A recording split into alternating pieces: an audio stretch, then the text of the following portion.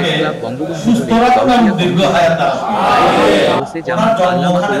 স্মারক আলোচনা অনুষ্ঠানে বক্তাগণ বলেন, চলতি শতাব্দীতে আল্লামা সৈয়দ মুহাম্মদ তৈয়ব দিন ইসলামের পুনর্জাগরণের বহুমুখী সংস্কার কর্মসূচি হাতে নিয়েছিলেন। তা ইসলামের নামে আবিষ্কৃত ভ্রান্ত মতবাদগুলোকে অসার ইসলামের মূল ধারাসমূহ মতাদর্শ চর্চার ব্যাপক প্রসার ঘটাতে তিনি প্রতিষ্ঠা করেছেন হাজার হাজার সাতশা আলেম এবং শত শত মাদ্রাসা খানকা। তার হাতে সূচিত হওয়া জোশনে জুলুস এ শতাব্দীর সেরা একটি সংস্কার নিঃসন্দেহে। তার প্রচেষ্টায় আজ ঘরে ঘরে হযরত গাউসুল আজম জিলানী সিলসিলার অনুসারী এবং কার্যক্রম পৌঁছে গেছে। বিশেষত তার প্রতিষ্ঠিত গাউসিয়া কমিটি আজ বিশ্বব্যাপী মানবতার অনন্য এক উদাহরণ হিসেবে গণ্য হচ্ছে।